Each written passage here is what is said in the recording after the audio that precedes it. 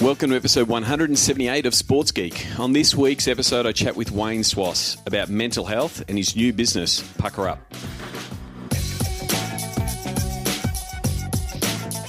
Welcome to Sports Geek, the podcast built for sports digital and sports business professionals. And now, here's your host, who looks forward to meeting all listeners in real life, Sean Callanan. Thanks, DJ Joel. My name is Sean Callanan, and I do look forward to, and I love meeting all listeners in real life. I've recorded this before I've headed away, but currently I am in Europe, and so if you're in Europe at the moment, I'll be heading to Amsterdam soon, and then Copenhagen. If you're listening to this in early January, please reach out. I love catching up with listeners, and hopefully by the time this actually gets published, I've already done so in Paris. So welcome to 2018 for the first episode of Sports Geek. I hope you enjoyed the Sports Geek replay series that filled your podcast feed. Some great episodes there. If you have not listened, I suggest you go back. They are some of the best episodes of 2017.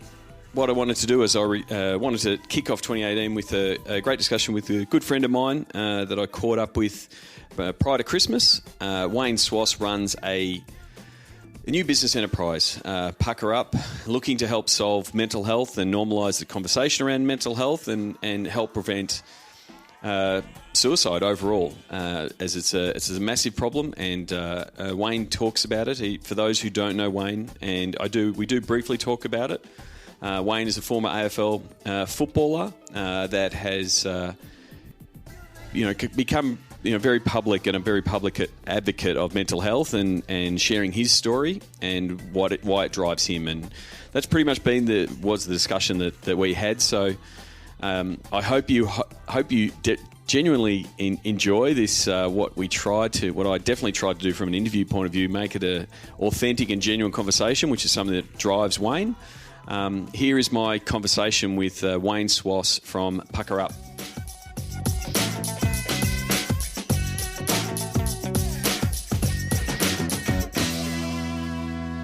Very happy to be here in what is maybe sunny Melbourne, but it's been raining the last couple of days at the offices of Puka Up. I'm here with the CEO and founder, Wayne Schwass. Welcome to the podcast. Yeah, it's good to be on here, Sean. Good to see you again. It is. So first of all, just for introduction for people who don't know of you, can you please, give us a bit of background of what Puka Up is and where the genesis of it came from for you? Yeah, Puka Up. Puka is a Hindi word, and it actually means authentic and genuine. That's a definition of the word, and it's significant on a personal level, but it's significant with regards to what it is that we try to do on a daily basis. And authentic and genuine were two traits that I was not during a 12-and-a-half-year journey with mental health conditions. So it's a daily reminder that I need to be authentic and genuine in order to maintain good health, both physically but more importantly mentally.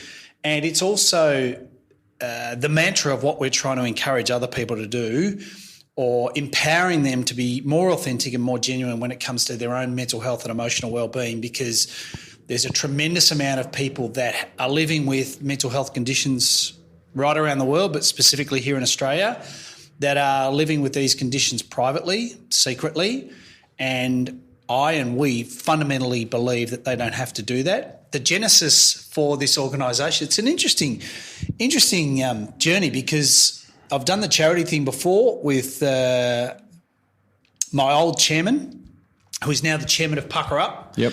I've worked in the space of mental health for 12 years. So we ran the Sunrise Foundation for 6 years. And we decided to close the doors down in 2010. Reason for that was that, and this is respectfully though, the philanthropy money is quite onerous or restrictive. Yep. And we were delivering 4 programs to secondary schools here in Melbourne. Those programs had a research piece to it. Those programs had a screening tool in it, and those programs required parental consent. And that we were one of the first organisations to deliver a program with all of those components in it. But we ran into an issue, and that was my chairman back in 2010 challenged me, how do we go from 4 programs to 40? And the problem was we couldn't, because philanthropy money at the time didn't allow us to grow capacity. So in theory, more programs, more people. Yep. We could deliver the programs, but we couldn't employ more people within our business to help us facilitate and execute that. So it became a scale issue. It was probably the biggest single barrier that we couldn't overcome. So we decided to close that organisation down. And I've continued to work in this space for 12 years as a mental health advocate, public speaker, all of those type of things. And unbeknownst to me, my old chairman, who's a very dear friend and mentor and a great mate of mine, had been watching me closely and quietly with regards to a conscious decision I made midway through last year, and that was to really ramp up my advocacy work, specifically via social media. Yep. And so that's when you were doing Facebook Lives and you were just pulling out the camera in the park. Yep, everything. And just doing that stream of conscious, this is what's on my mind. Well, it's a bit about this is what's on my mind, but I'm a firm believer, if I'm going to preach it and I'm going to try and educate people about all of the things that I think are really important, I have to live it. Yep. And if I don't live it, well, I'm a hypocrite. So I had spent the previous 12 months working out at the age of 47 going 48, what's my purpose? What do I really want to do? A lot of people would say, well, you're an AFL football player. That's a chapter written so long ago. It used to define me. Yep. It doesn't define me anymore.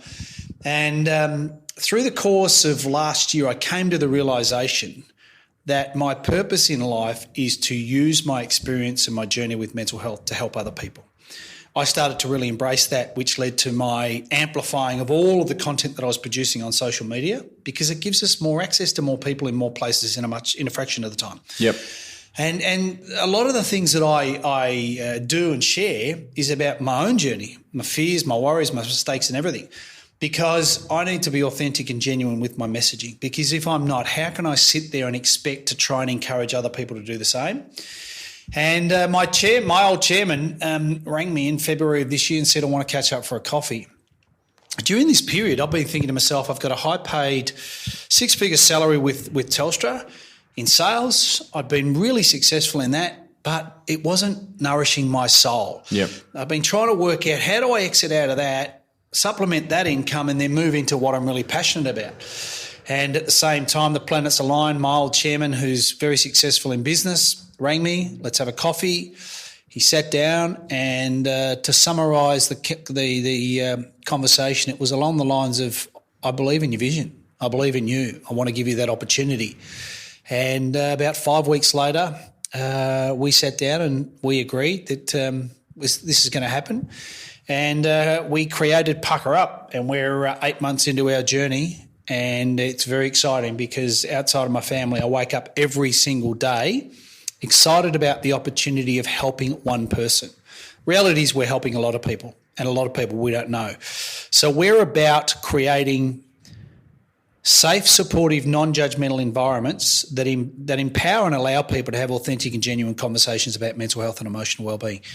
At the pointy end, what are we really trying to address? Yep. We're trying to address this issue of suicide because it affects nearly 2.5 times the number of people compared to our national road toll. It's a significant issue. It affects enormous amounts of people, communities, and the country at large, and we're going to give it our best shot. So, I mean, yeah. That's a long-winded answer, right? It is a long-winded answer, but it does, I mean, straight away you can see the passion in your voice and what you're saying, and the fact that, you know, you made that leap and it was tough, like, you know, the whole, hey, I've got to leave to go into, you know, startup land effectively and start this, and then, but you were just, you just sort of felt this pull. It was just like, no, I've got to do this. This is a scratch that I've just got to tackle. So now you're in that spot 8 months in. How do you try to get that focus? Because, you know, you see the problem is this big and you can be pulled in multiple directions. What has been your focus in the first 8 months? That question is it really... It's an interesting one because I'm easily distracted. I am very good at, there's the goal, I'm single focused, I can go very, very narrow on what I need to do, and if anything gets in my way, then I've got to keep going until I execute the goal. That's my strength. Time management's not one of my strengths, but fortunately for me, I've got a board member who has been an incredibly successful businessman in his own right, successfully managed and run large ASX listed companies. Yep. He sent me down recently and said, you've got to get better at this. So the listeners can't see it, but that's Wayne's world. So every morning I come in here and I have 30 minutes. No phone, no connection. Nikki, our office manager, takes all of my gadgets, and I have to sit in here with a blank board and I have to think about the business, what I want to do, what's the priority and those type of things. So it's a process. I've got my skill set, but I've also got weaknesses. So in order to make sure that I'm complementing my weaknesses while enhancing my strengths, I'm very lucky that I've got a diverse team that are supporting me.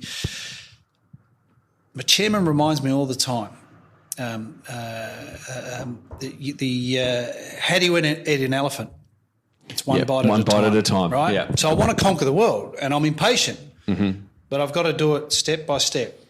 And each step that we take has to come back to our vision. Does this help us? Is this moving it? Does it get us a step closer to ultimately achieving our vision? If it does, then we invest into it. Our time, money, effort, whatever it may be. If it doesn't, then we don't. So it's a learning process. I know what I want to achieve, but I can't achieve it on my own. And I'm prepared to accept the fact that I've got weaknesses and failings. And sometimes when the ego gets in the way, perhaps don't want to acknowledge that or accept it. But I think I'm getting much better at accepting the fact that these are my strengths, but which of my team members can add to my strengths so that together we can achieve our ultimate goal. Yep. So you briefly brushed over it because of, you're saying it's a former chapter in your career, but, long-time AFL footballer, champion at both North Melbourne and the Swans. It's a big part of your story, both as a footballer and being in the world of sport, but then also your mental health story is so entwined with that. How do you, how much of Puka Up is seeing what's happening in the world of sport and leveraging the experience you do have? That's where your strength lies. Yeah, look, there's a lot in that question, Sean, and I don't want to be dismissive or disrespectful, but there was a long time where I thought my identity and my self-worth was all wrapped up in what I achieved as a sports person. And I think that's a challenge that all sports people, especially at the elite level, male and female, will go through, is who am I off the sporting field? Yeah. And because you're involved in this industry, industries, which are tremendous opportunities and great experiences, but it is constant. You don't really get an opportunity to understand or reflect on who am I outside of what I do on the sporting field. And I went through that for years, and I'm proud and I'm very grateful for the opportunities that I got. But it's a chapter that was written 15 years ago. It doesn't define who I am. Yep. I'm thankful and humble when people want to recognise or acknowledge what I was able to achieve as a sports person. But really, I guess what sport and my career has given me is a vehicle and a platform. So I want to be respectful of that opportunity and those experiences because they were great. But the work that I do now is so much more important because it's not about me. Yep. It's about what I can do and what our organisation can do for other people. Sport, media, my experiences have given me a opportunity which not everybody gets, and that is the vehicle and the platforms to be able to leverage this conversation so much higher and so much louder. So I might sound dismissive, but I'm not. Yeah. But I'm so focused on the work that we do now. This playing footy is great, but it's not life-saving. It doesn't change people's lives. It gives them 2.5 hours of joy or disappointment, depending on the results. To some people, it might be life and death. That's the way it feels. But for me, it's not. The work that we do now is so much more rewarding and so much more important because the reality is that the work we are doing can and does have a positive impact on people's lives or, at the very pointy end, saves them. And I can't think of anything else that I'd rather do. So I guess the angle I was going, and I completely understand your question, is the fact that sport is a great connector of people, and one of your missions is to normalise the discussion around mental health. And we've seen a big change in the way that sportsmen that have put their hand up, I spoke to Blake Solly around GI and, Alex Fasolo, and those kind of stories have come out in the last 18 months that have generated positive discussions as opposed to, even 5 or 6 years ago was a different discussion. So how do you as an organisation, leverage those conversations seems the wrong way to put it, but amplify and really, I guess, make that a positive conversation for people? Well, I think how we do that is that I think if you had said to me at the beginning of this year that we would have 3 players within the AFL industry who are all high profile, who are really, really well paid. In fact, they earn a ridiculous amount of money compared to the rest of the general population. If you had said to me that within a 5-week block we would have had Alex Fasolo, Tom Boyd, Travis Cloke all come out publicly declare that they were living with mental health conditions, I would have said if we can reach that watermark in my lifetime, great. Yeah. We've done that. Couple that with Greg Inglis, who I think is one of the greats of NRL. Absolutely. Checked himself in to a facility because he recognised he needed help. I've interviewed him on our own podcast, Brendan Favola, Caitlin Thwaites, Libby Trickett, Osher Ginsberg, a host of people that have gone through their own mental health journeys and challenges. They're really powerful because if you think about metaphorically, we stand on the edge of a pond and we throw one rock. That little rock will ripple. Every time there's a ripple, there's an opportunity for that ripple to touch somebody else. Yeah. So when we have those high-profile people talking about these type of issues, it gives hope and a bit of inspiration to hundreds and hundreds of thousands of people in the broader community that are working out whether or not they can or they want to reach out and ask for help. And what do we do to amplify that? We celebrate and applaud it because we need to recognise and respect the courage of the individual elite athletes and high-profile people and make sure that they are fully supported, because if we can do that, then we're also offering our support to so many people in the broader community. Because it's in all other industries. Doesn't discriminate. It doesn't discriminate at all. It's got nothing to do with your material wealth, got nothing to do with how successful or how poor or whether you've come from a stable home upbringing or a single-parent family. It has no difference. And one of the things that we try and consistently do, and this was the genesis for Series 1 of our podcast, I wanted to talk to high-profile people because I wanted to debunk the myth that if you're well-paid, high-profile, playing an elite-level sport, you've got nothing to be depressed about. That couldn't be further from the truth. Mm-hmm. Oh, completely. And so, when you're in that position of low energy, that can't get out of bed, I don't know what to do next. You do sort of reach out for whatever resources were there. And, 10, 15 years ago, they just weren't available. Whereas now, the internet has brought people a little bit closer and you can reach out and find different people. But the good thing about, the podcast that you're doing, Puka Up, which is now available, is that if you're in that state of mind, you can start listening to these people and start figuring out, oh, well, I'm like them. And, that's why it's good to have the high-profile people, celebrity athletes, and go, well, I'm like them. They reached out. What can I do? And you point them to all the different resources to say, this is where you could go. The thing I love about the podcasting, and I'm not sure if you feel the same way, but given the nature of the topic, mental health and emotional well-being and suicide prevention are topics that aren't discussed openly and honestly all the time. We haven't quite normalised them. I think that we're moving that conversation. Yep. We're moving it at a slower rate than I'd like. But the thing that I love about podcasting is that if somebody or someone is going through a really difficult time, they may not be ready to talk to somebody about it. They may not be ready to disclose anything about their own private situation.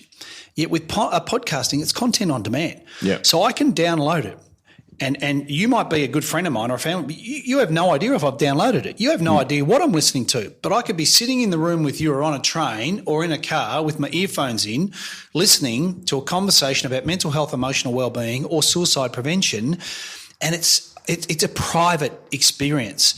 And I think that gives hopefully a lot of people the opportunity, without putting any stress or pressure on themselves, I can actually listen to this and hopefully help myself, take some skills out of it or lessons that allow me to make some positive changes in my life. And I think podcasting is a really safe environment and platform for people going through difficult experiences to start to listen to other people beginning to normalise these conversations. And it gives you the breadth and the room to have that conversation. Like, you work in radio and media, and you'll have an interview, and you've got your 8 minutes between the sponsor bumps. If you're lucky. So whereas with a podcast, you can go as long or as wide or as off tangent, or you can dive into a story, and because it is so personal, whether you're going for a run or walking to work or you're in the train, but you're in your own little world. I find that as a podcast listener, it's terrific. As a podcaster, it's terrific. One thing I've found as a podcaster is because people are listening at all of these times when they're not engaged with other devices, they're really locked in. All right, so then because they're driving their car or they're running, so they're not looking at another phone, they're looking at the TV. They really get your attention. The converse of that is they're not ready to tweet or send an email because they don't have that device. What kind of feedback are you getting either on social or via the back channels or that kind of thing for the podcast so far? It's a bit of series 1 we finished a 12-part series, and it's humbling and quite surreal when you get random messages, and I'll share 2. I've got 2 in the last week. One from a husband and a wife who I've never met. Yeah, this is the power of the world we live in now. You just never know who you're touching when you're putting things out. And I got a tweet. This couple shared it last week, and that was they were thanking us for the podcast series and how much it had helped them start to understand and learn about mental health and the issues that people are going through, and they thanked us for it. Yep. So that came via Twitter, and that was shared publicly. So I reshared that because that, I guess, is there's no better validation than someone's invested their time to download your podcast or that episode, and then they've invested 45 minutes to an hour of their time listening to it. Then they've gone a step further and said thank you. Yep. That's a really humbling experience. And then on the weekend, I'm a crazy, passionate, not very good cyclist. But Brendan Canty, who is one of the up-and-coming cyclists here internationally and from an Australian point of view, he's on his way back from overseas and he's on a Qantas flight, and he tweets the fact that there's one of our podcasts and he's listening to it. Yep. I don't know what else we could possibly be doing, and you're probably in the same position where you create this content because you believe in the value of it, but that value gets amplified when you've got other people who have invested their time listening to it and then going to the effort of sharing that. Yeah. And that's the reason why I do what I do. And, I think as of last week, these numbers aren't huge, but we had about 35,000 downloads over the series. Yep. That may not be a lot of numbers compared to other podcast series. But what I would say to anybody, that is potentially 35,000 conversations around mental health and emotional wellbeing and suicide prevention. That's powerful. Completely. And that's the thing. I mean, it's a bit of the tip of the iceberg. So for, it's a bit of, you sort of do the maths. So one person that's tweeting, there's 100 people that are listening. Yeah. Or something exactly. along those lines. Yeah. And it very much becomes a word of mouth thing, whether you're talking to them, and goes back to your mission of creating more, conversations around it. So is there, so you've done the first season. What are the plans for the podcast going forward, or is there other content pieces that you want to look to put out? Already planning series 2, and series 2 is focusing on one of the things I think that is somewhat problematic here in Australia is you can go to a whole host of different websites and places, and what seems to be happening is we're reinforcing what people already know. This is depression, anxiety, bipolar, schizophrenia. This is anorexia, all postnatal depression. Yep. What seems to be missing in the marketplace is, all right, don't sort of tell me what I already know. Yep. What are the things that I can be doing to help myself? So series 2 for us is going to be all about what things can people do in order to start to turn their mental health and emotional health around? We don't believe that anybody has to get to a crisis. And what I mean by that is, if you look at the mental health spectrum and people's mental health, and by extension the mental health sector, it's heavily skewed to crisis. So if we were 0 is good health, 5 is the midway point, 8, 9 and 10. 8, 9 and 10 is crisis. You need to be in crisis before you get accepted or admitted into certain facilities to get help. That's the real pointy end. That's when people are in potential danger. Or people are waiting until they get into a crisis with a mental health issue before they start thinking about asking for help or seeking help. So we don't believe you have to wait to get to a crisis. And there's a disconnection with human beings. We're interesting. We prioritise our physical health because we want to look good, feel good, perform better and live longer. And we agree with all of those things.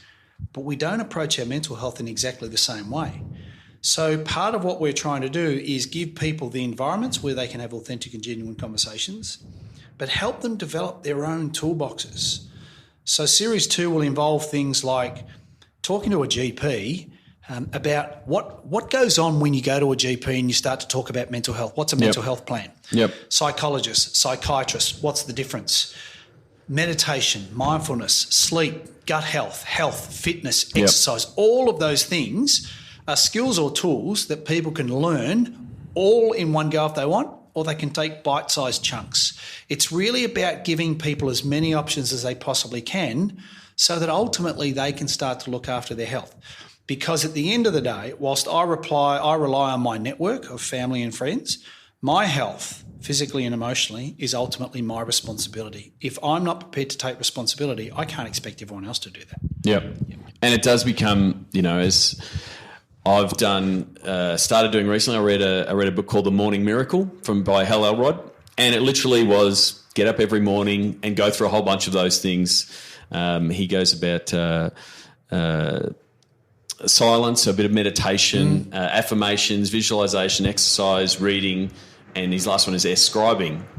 Now, I've tried my best to hit all of those, right? And that's the thing, you try to hit all of them. I haven't hit all of them, but what I have found over the last 6 months doing the scribing, so the journaling every day, the morning pages, which a lot of people do, it just gets me out of my head and gets me in a positive frame of mind every morning. But it is something that it's a practice that you just have to get used to. Is there tools that you say I've got to do to check in with yourself? Yeah, I've developed, it's one of the things, if you had said to me during the 12 and a half years I hid my conditions, depression, anxiety and obsessive compulsive disorder, that I would be running a social enterprise which is trying to encourage and empower people to do all the things that I chose not to do. There's irony in that. I'm grateful for my journey. I really am. It was tough. It was incredibly challenging and sometimes very painful. But what it's allowed me to do is a few things. One, I'm a better person because of the experiences. As much as I hated them, I'm a much better person. Two, I've got an internal checklist. And I was thinking, I caught a training this morning. Train means I don't have to worry about traffic, weather, stress on the road. I can sit there and I can listen to music, or I tend to listen to podcasts. Lewis Howes has got the School of Greatness. Unbelievable. Lewis is a good mate of mine. Yeah. Is he? Yeah. Well, I've shared his podcast because he talks about things that can help me. Masculinity, vulnerability, taking off your mask. He's got some fantastic episodes. So I would rather use my time in the car, my time on a tram, or my time on a train, listening to something, if it's not music, that could potentially benefit me. Because I'm in this endless search of how can I improve myself. And I share those ones that I really, really enjoy. So it's the internal checklist allows me to identify stresses in my life which may be causing some anxiety. I haven't been depressed for years, but I've had a couple of challenging weeks with anxiety this year.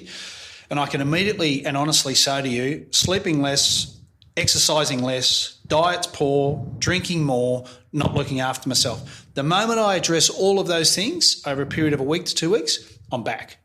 And I fundamentally believe that alcohol gets in the way of people being productive, efficient, effective, and achieving the goals that they want. Hand on heart, it is the single biggest deterrent that gets in the way of people wanting to achieve all the things that they really want to achieve. And it's a bad habit.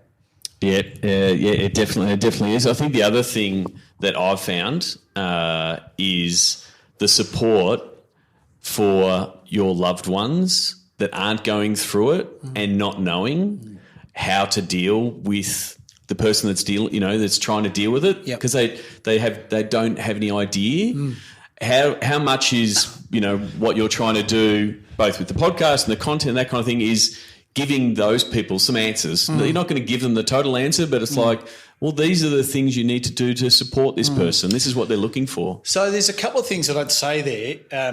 One is, and it's a fantastic question that you ask, but what I'd encourage people to do is put yourself in this situation. Let's say someone that you love gets diagnosed with cancer or diabetes or asthma or breast cancer, prostate cancer.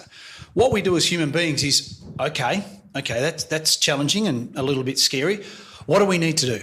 How do I support you? So we talk to the doctors, we talk to each other, we engage in conversations, but probably what a fair percentage of us would do is we get online. I need to understand what this issue is. So how can I help the person I care about by educating myself? That is fundamentally the number one thing that people should and can do if someone they care about is going through a mental health condition. Educate ourselves. What are the signs and symptoms? How is this particular condition or these conditions impacting this person? Because what that allows you to do is that allows you to be able to support that person more productively and proactively. It gives you an appreciation of the impact that these conditions are having on the individual. And I think it plays a really important supportive role in the person's recovery, because if we don't educate ourselves, if we don't get an understanding at a basic level of how this condition is impacting them, then we could play a really negative, destructive role in that person's potential recovery. So I would encourage everybody to educate themselves.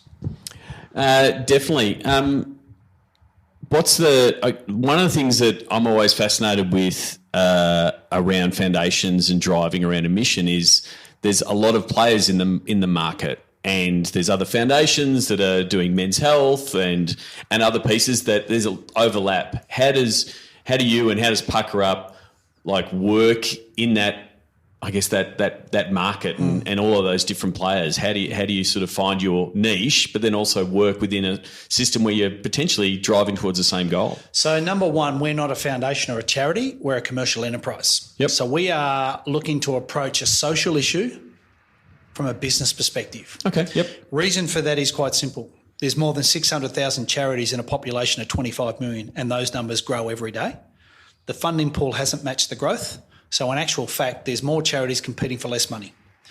Unless you're one of the big charities that gets the majority of the funding here in Australia, we don't believe, and I certainly don't believe this, which is supported by my board, that the long-term sustainable future is a sustainable outcome. Yep. Because you cannot, for the majority of foundations, they are reliant on one funding source. That funding source decides to stop funding your organisation, or they move their money to another cause, you're exposed. Yep. So how can you look into the future beyond the current funding round if you've only got one revenue source? So we are looking to become a self-sustaining business with all of our profits being reinvested without any caveats or restrictions into the areas that we want to. So we're currently looking at some business opportunities that we would consider investing in. Profitable business, that's the outcome. Yep. And if we can achieve that, then we've got additional revenue to begin to invest into other areas that we want to invest into and begin to tackle this issue of suicide and suicide prevention. So that's a very significant distinction compared to everybody else. Yeah. But again, having a business view, if we can execute on the plan, then we're confident that our long-term sustainability will be achievable. There's no point doing what we're doing for 4 or 5 years. We want to be doing what we're doing 25 years. And if we can do that, then we're going to have a reasonably big impact on reducing the numbers of people that think that they have to end their life or that's the only choice they've got left. So how do people get involved, support throw their weight behind Puka Up. Yeah, well, the only thing that I've ever asked for people to this point in time is just join our community. We're nearing 10,000 people on our Facebook community, Puka Up, P-U-K-A-U-P. I would just encourage anybody, if you're going through a difficult time, if you're supporting somebody who's going through a difficult time and you want to be part of a community that is supportive, non-judgmental, respect you and accept you, then you're welcome. I really want to encourage anybody, even if you want to learn about mental health and the challenges and it's not affecting you, then this is a great environment for that. We're doing a suicide prevention bike ride next March, Sydney to Melbourne, 1,433 kilometres. Everything I do is on script or there's a very good reason. 1,433 kilometres means that every kilometre ridden will honour 2 lives lost to suicide last year. So we lost 2,866 people to suicide. We're going to travel 1,433 kilometres. We'll have community forums. We'll have, and really the bike ride is a vehicle and platform to create a national conversation around this issue of suicide. We're active on all social media platforms. We have our website. It's all the same name. We've got our podcast series. We're just trying to touch as many people with as many different things that we're doing. So if people would like to get involved, then we would love to have people involved. That's it. Well, thank you very much. Thank you for, one, I guess, your openness and authenticity. I mean, very much on brand and you never swayed. And I really do appreciate the work that you're putting out there, both for the general market, but also I do see that ripple effect that you're talking about in the world of sport. I think you are, leading the way in that space, and I do think, there are kids who are watching their heroes go through those trials and tribulations, and it will save lives. So thank you very much for coming on the podcast, and love your work. Pleasure to have the opportunity. Well done. Want to start driving more revenue from digital? Go to sportsgeekcampaigns.com. Thanks again to Wayne Schwass, or Swatter, as he is known. You can send him a tweet, Wayne Schwass, SCHWASS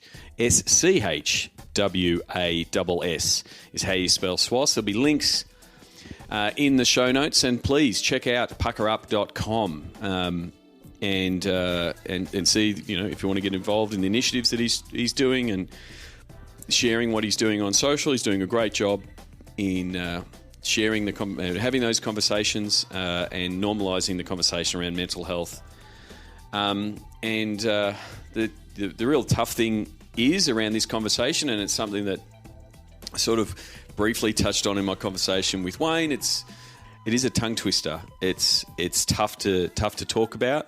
It's something that I have had my ups and downs with depression, both before starting Sports Geek, in dealing with loss and losing my wife to breast cancer, Bunny, and then just some of the trials and tribulations of running your own business in the solo nature that it is, and the ups and downs of the roller coaster of running your own business.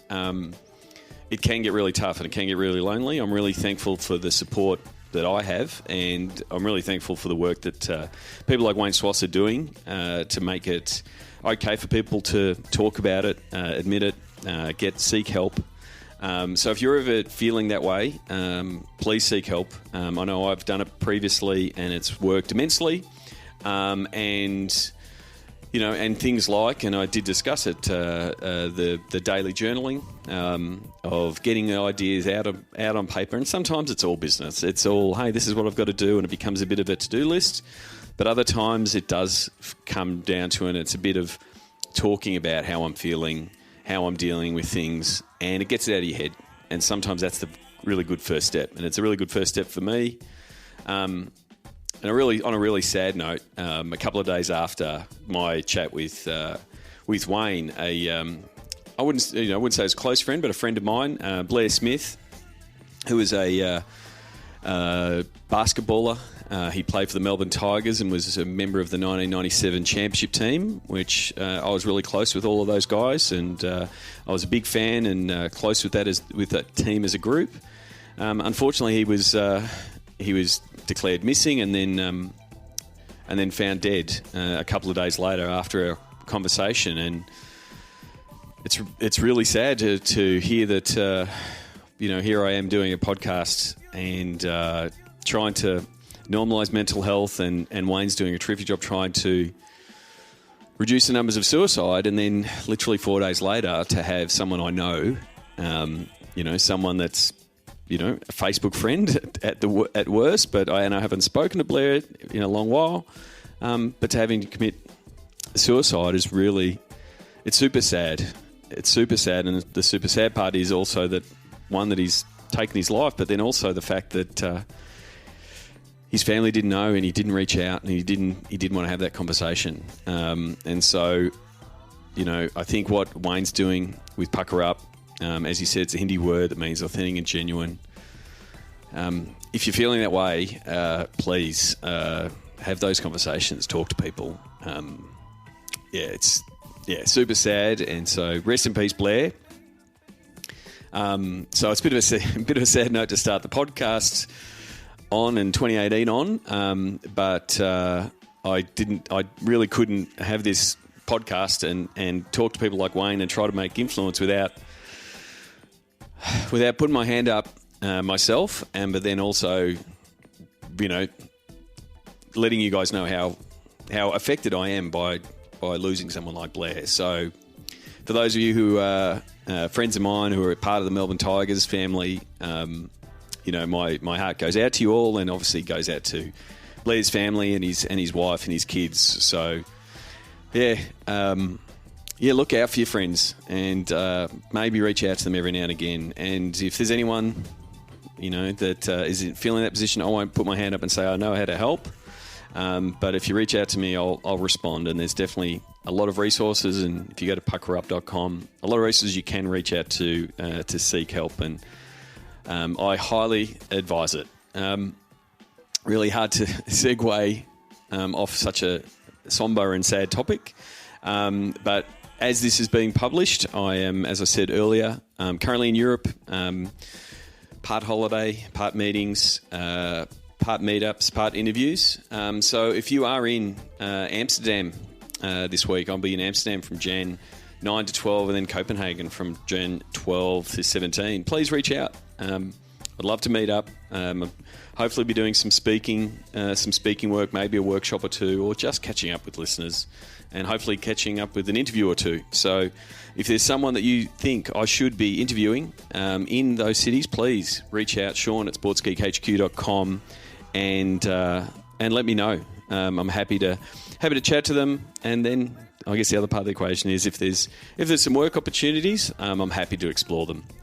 We do a variety of different things at Sports Geek, and one of the things I'm trying to do a little bit more of is actually talk about that, so people know that yes, I'm a podcaster, but I do spend most of my week working with clients, whether it's building chatbots or building out campaigns for sponsors, or reviewing content to see if there could be new content developed for sponsors and sponsorship opportunities, helping evaluate value your assets so you can better monetize them. So a whole bunch of things that we do. So if you think you need some help in that space, and it might be just a simple call and I can say, yes, I can do that. Or it might be something a little bit bigger. Sean at sportsgeekhq.com is how you get in touch. As always, as a listener, you can always book in a time for a chat by going to sportsgeekhq.com/phone call. So thank you very much again to Wayne Schwass from Puka Up for being guest today. As always, my name is Sean Callanan, and you've been listening to Sports Geek. Join over 1,000 sports business executives in Sports Biz Slack. Go to sportsgeekhq.com/Slack. Please share your fave episodes of Sports Geek on LinkedIn. Be sure to tag Sean Callanan. Go to sportsgeekhq.com for more sports digital marketing resources. Want to chat with Sean? Book a time for a call. Go to sportsgeekhq.com/phone call.